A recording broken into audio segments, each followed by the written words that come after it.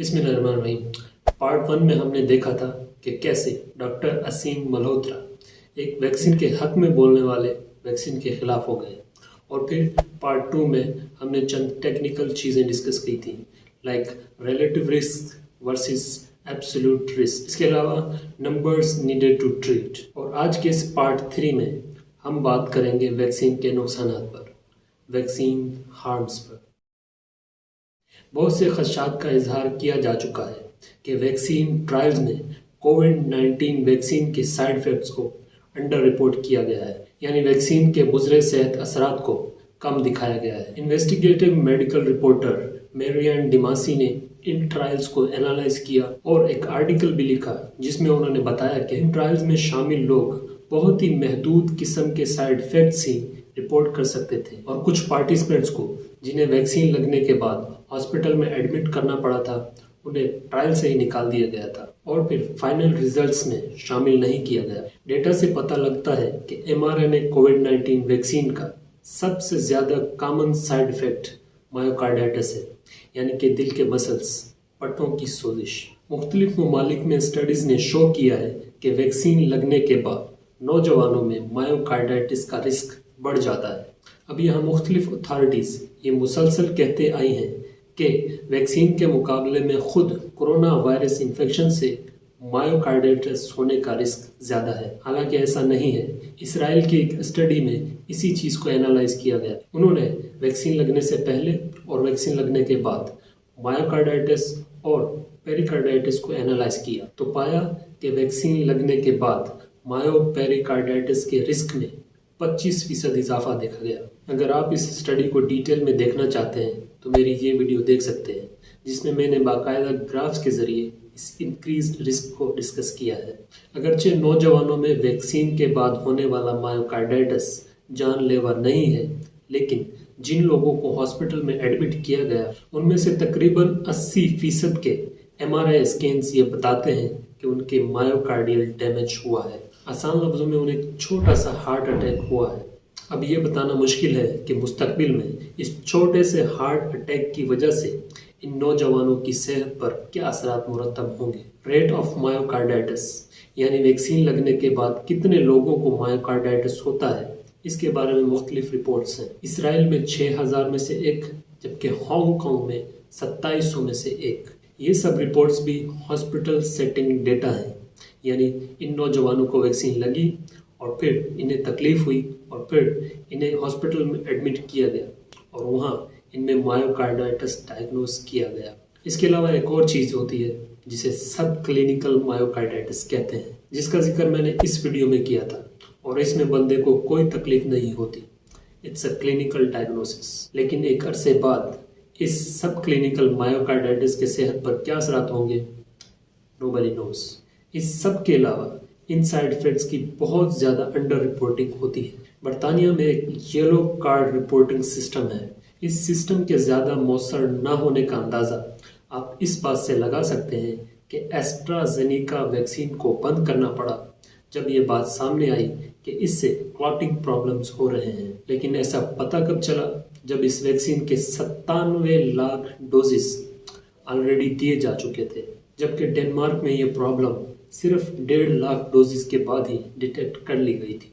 बरतानिया में वैक्सीन शुरू होने से लेकर अब तक 5 लाख साइड इफ़ेक्ट्स की रिपोर्ट्स मौसूल हो चुकी हैं। ये नंबर कितना बड़ा है, इसका अंदाज़ा आप इससे लगाएं कि येलो कार्ड रिपोर्टिंग सिस्टम के पहले 40 साल में इतनी साइड इफ़ेक्ट्स की रिपोर्ट्स मौसूल हुई थी, और वो भी न सिर्फ वैक्सीन बल्कि तमाम दवाओं के साइड इफ़ेक्ट्स मिला के। यानी पहले 40 साल और ये 2 साल नंबर ऑफ रिपोर्ट्स के हवाले से बराबर है। दूसरे लफ्ज़ों में हर 120 में से 1 को साइड इफ़ेक्ट हुआ। इसे कंपेयर करें आप MMR वैक्सीन से, जिसमें हर 4000 में से 1 को साइड इफ़ेक्ट होता है, मतलब 30 गुना से भी कम, more than 30 times less frequent. इस येलो कार्ड सिस्टम में ये लोग सीरियस और नॉन सीरियस साइड इफ़ेक्ट्स को अलग अलग नहीं करते, जबकि नॉर्वे में ऐसा किया जाता है। और उनके मुताबिक फाइजर वैक्सीन के दोनों डोजेस लगने के बाद ہر 1000 میں سے ایک کو سیریس سائیڈ ایفیکٹ ہوا، جس کے لیے اسے ہاسپٹل میں ایڈمٹ کرنا پڑا۔ برطانیہ کی طرح امریکہ میں بھی ایک رپورٹنگ سسٹم ہے جسے vaccine adverse events reporting system کہا جاتا ہے، اور برطانیہ کی طرح امریکہ میں بھی اس رپورٹنگ سسٹم میں سائیڈ ایفیکٹ رپورٹس میں ہوش ربا اضافہ دیکھا گیا۔ مثال کے طور پر 2 مارچ 2022 تک اس سسٹم میں 24,000 اموات ریکارڈ کی گئی، جن میں 29% ویکسین لگنے کے 48 گھنٹے کے اندر ہوئی، جبکہ 2020 سے پہلے سالانہ رپورٹنگ ایوریج تھی 300 اموات۔ اب ہوا کیا؟ الٹا اس سسٹم کو ہی کرٹیسائز کرنا شروع کر دیا گیا اور کہا گیا کہ چونکہ کورونا ویکسین اتنے بڑے پیمانے پر لگائی گئی ہے، اس لیے اتنی زیادہ اموات رپورٹ ہوئی ہیں۔ حالانکہ یہ صحیح نہیں ہے، کیونکہ امریکہ میں ہر سال 15 سے 20 کروڑ مختلف قسم کی ویکسینیشنز لگائی جاتی ہیں۔ دوسرا کہا گیا کہ چونکہ اس سسٹم میں ہر کوئی انٹری کر سکتا ہے، اس لیے ایسا ہوا۔ حالانکہ ابتدائی اموات کے ایک سیمپل کا انالیسس بتاتا ہے کہ زیادہ تر انٹریز ہسپتال یا ڈاکٹرز نے کی تھی۔ اس کے علاوہ جان بوجھ کر غلط انٹری کرنا ایک قابل سزا جرم ہے۔ ریممبر کچھ دیر پہلے میں نے کہا تھا کہ ان سائیڈ ایفیکٹس کی بہت زیادہ انڈر رپورٹنگ ہوتی ہے، یعنی انہیں بہت ہی کم رپورٹ کیا جاتا ہے۔ ایک اندازے کے مطابق نہ صرف ہر قسم کے سائیڈ ایفیکٹ بلکہ سیریس سائیڈ ایفیکٹ بھی آفیشلی بہت ہی کم رپورٹ ہوتے ہیں۔ سابق FDA کمشنر ڈیوڈ کیسلر کے مطابق صرف اور صرف 1% سیریس سائیڈ ایفیکٹ ہی FDA کو رپورٹ کیے جاتے ہیں۔ اسی طرح برطانیہ میں بھی یلو کارڈ اسکیم میں صرف 10% سیریس سائیڈ ایفیکٹس ہی رپورٹ ہوتے ہیں۔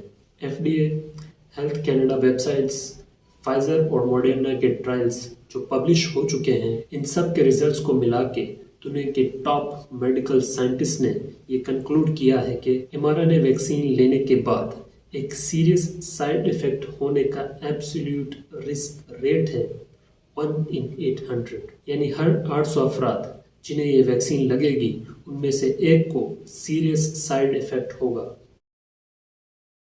یہ ذرا ٹیکنیکل ہے، سو بیئر ود می۔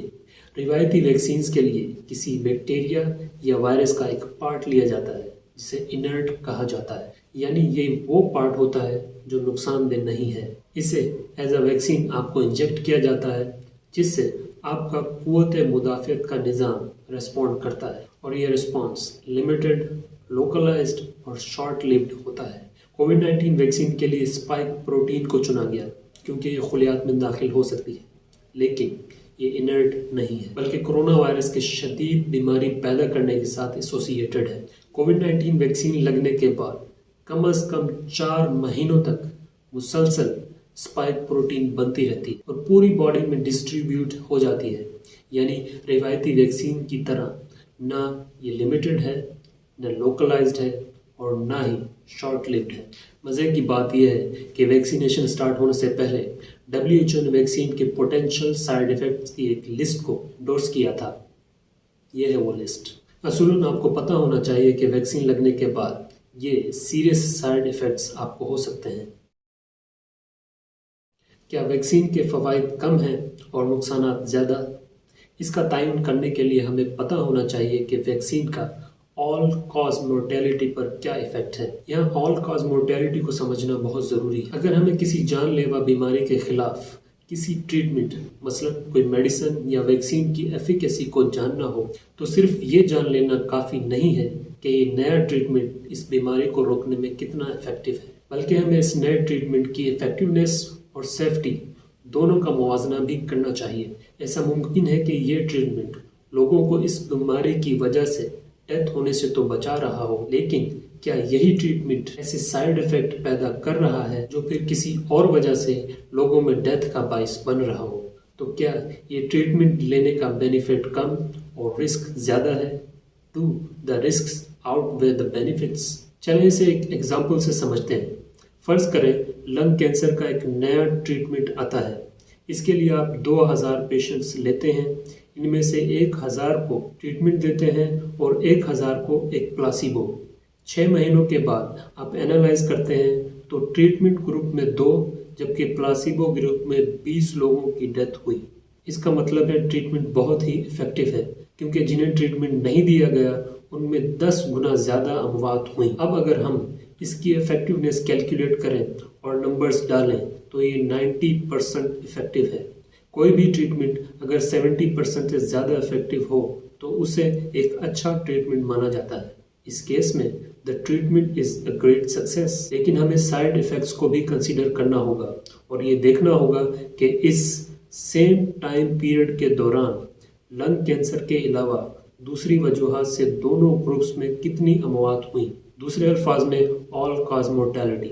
अब फर्ज करें ट्रीटमेंट ग्रुप में 26 अमवात होती हैं दूसरे कॉजेज से, टोटल 28 ऑल कॉज डेथ्स, जबकि प्लासिबो ग्रुप में सिर्फ 4 अमवात होती हैं दूसरे कॉजेज से, in total 24 all cause deaths. यहाँ आप देख सकते हैं कि प्लासिबो ग्रुप के मुकाबले ट्रीटमेंट ग्रुप में ऑल कॉज मोर्टेलिटी ज़्यादा है, सो रिस्क्स आउटवे द बेनिफिट्स, क्योंकि ट्रीटमेंट से ज़्यादा लोग मर रहे हैं।